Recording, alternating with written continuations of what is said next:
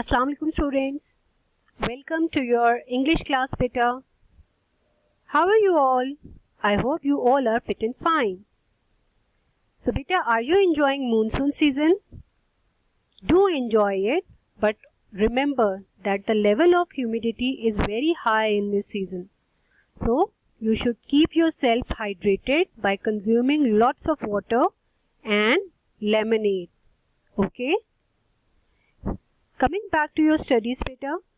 We have entered our 7th week successfully and I hope that you are learning new things every week. Today our lesson is about your Oxford Modern English Unit 7 and the name of the story is The Story of Keesh. Interesting topic now. It's a very good story. So before starting our main topic, let's set some objectives. Our objectives for today's lesson is that we should read the text with correct pronunciation, deduce answers from the text, and there will be new vocabulary words which we highlight. Okay? Before starting the lecture, let's think about who was Jack London and what is a folk tale. Do you know who was Jack London? Jack London is the pen name of John Griffith London and he was an American novelist, journalist and social activist. He is the pioneer of commercial fiction and American magazines. Okay, and what is a folk tale? A folk tale is an old story that has been told again and again, often for generations. That means these are the tales, these are the stories which have been passed from generation to generation.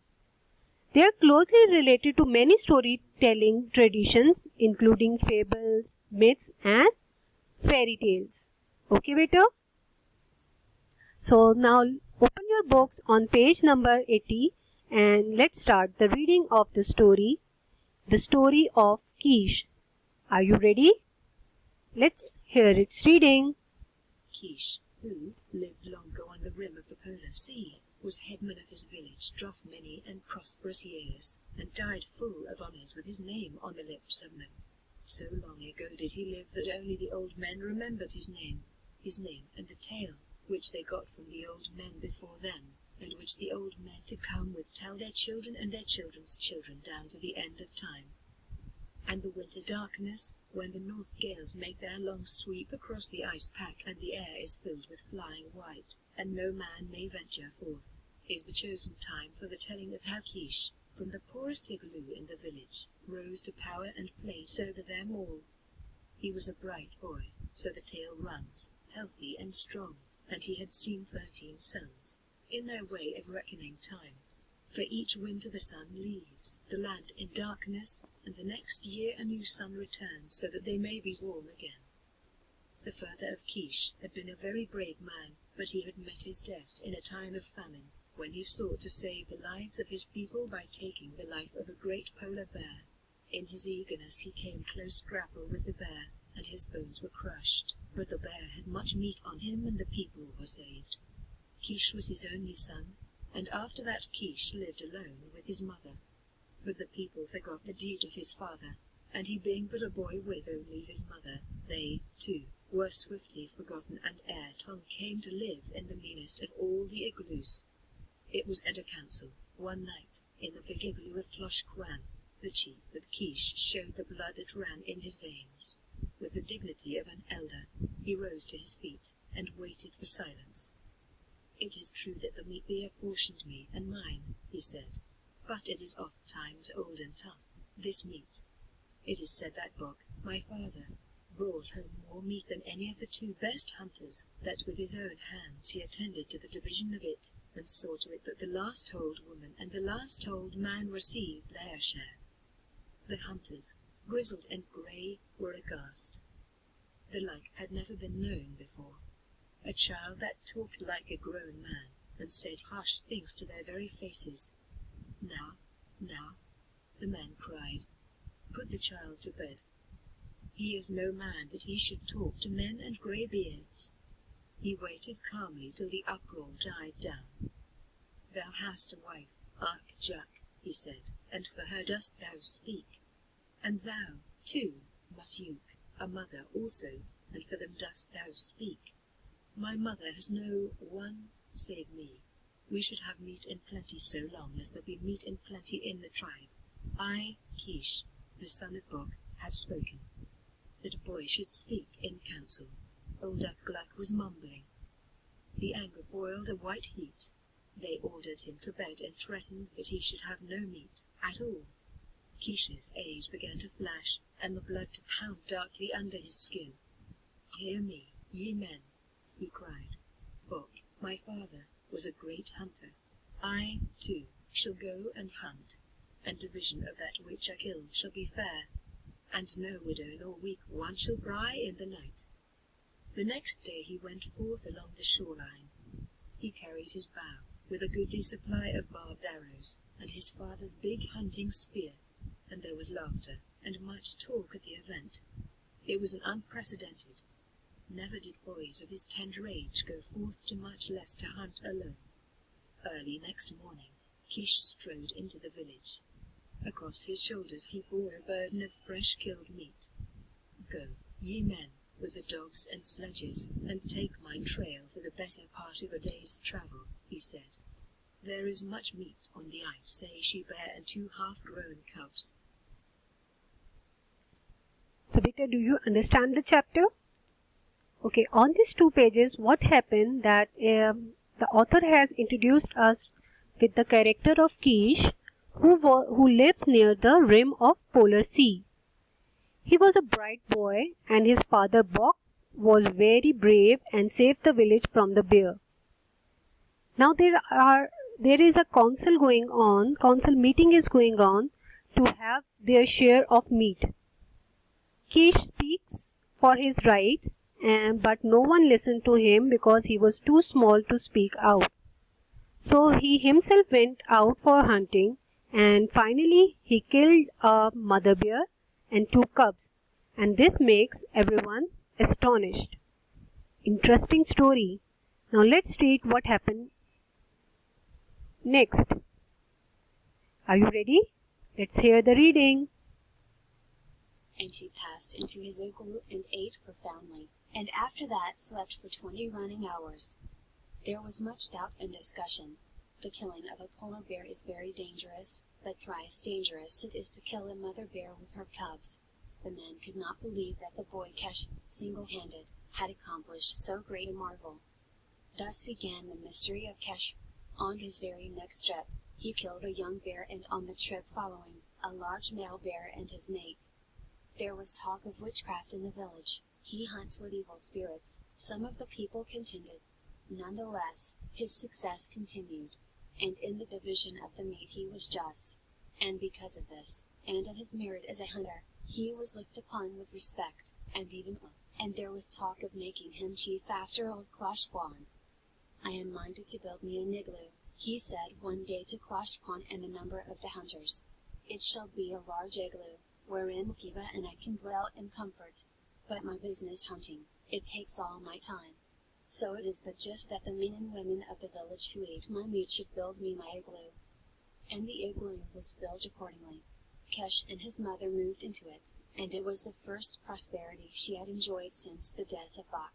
Nor was material prosperity alone hers. She came to be looked upon as the first woman in all the village. But it was the mystery of Kesh's marvelous hunting that took chief place in all their minds. And one day Ukjuk taxed him with witchcraft to his face. Is not the meat good?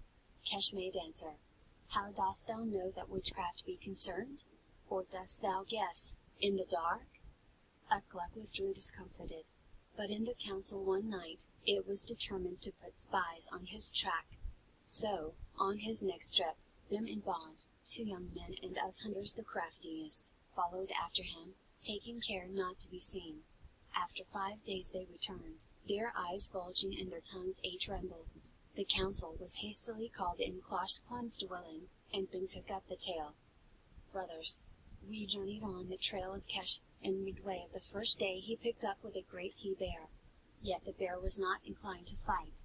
Kesh, very much unafraid, shouted harsh words after the bear, and waved his arms about. Then did the bear grow angry and rise up on his hind legs and growl. But Keesh walked right up to the bear, and the bear took after him, and Keesh ran away. But as he ran he dropped little round balls on the ice, and the bear stopped and smelled them, then swallowed them up. With our own eyes we saw it, Bon affirmed. And this continued until the bear stood suddenly upright and cried aloud in pain, and thrashed his 4 paws madly about. Witchcraft, Gluck suggested. I know not, Bon replied. And after a while the bear grew weak and tired, and he went off along the shore ice, sitting down ever and again to squeal and cry. And Keesh followed after, and for that day and 3 days more we followed Keesh. By this time the bear was quite sick, and could crawl no farther, so Keesh came up close and speared him to death. And then? Klosh Kwan demanded. Then we left Keesh skinning the bear, and came running. And in the afternoon of that day, when Keesh arrived, a messenger was sent to him, bidding him to come to the council. But he sent reply, saying that he was hungry and tired, also that his igloo was large and comfortable, could hold many men.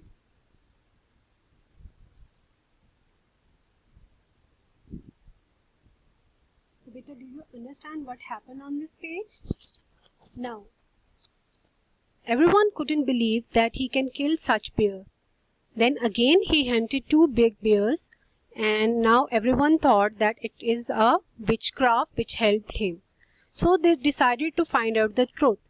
They found the method of Keesh hunting, and when they understood how he hunt the bear, they called him in their igloos, but he denied to come there as he was very tired. So let's read out what happened next. And curiosity was so strong on the men that the whole council rose up and went to the igloo with Keesh. He was eating, but he received them with respect. Klosh Kwan recited the information brought by Bim and Bon, and at its close said, So explanation is wanted, 0 Keesh, of thy manner of hunting. Is there witchcraft in it? Keesh looked up and smiled. Nay, 0 Klosh Kwan. It be headcraft, not witchcraft. He picked up a thin strip of whale bone and showed it to them. The ends were sharp as needlepoint. The strip he coiled carefully, till it disappeared in his hand. Then, suddenly releasing it, it sprang straight again. He picked up a piece of blubber.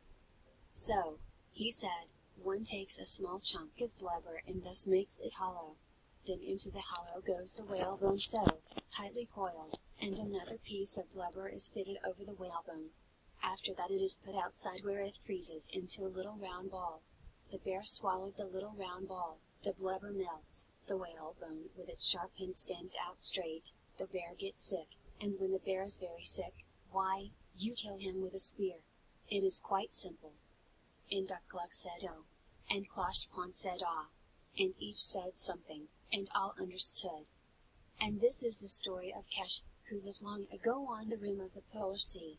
Because he exercised headcraft and not witchcraft, he rose from the meanest igloo to the head man of the village, and through all the years that he lived, it is related, his tribe was prosperous, and neither widow nor weak one cried aloud in the night because there was no meat.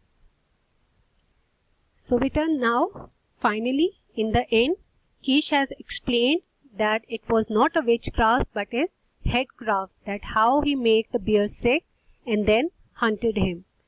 So everyone was astonished, everyone was surprised, but they praised his all, and in the end, this story of Keesh was turned into a folk tale. I hope this is clear to you, and for today your assignments are that you have to learn the dictation and write it neatly in your notebooks. This is your dictation words and paragraph. Then you have to do your synonyms neatly in your notebook, these synonyms, and then you have to answer these questions as well and write the answers in your notebooks. So what we have learned today, we have read the text, we have learned the new vocabulary words, and we have also comprehend the text. I hope my lectures is interesting. Thank you very much, and Allah Hafiz.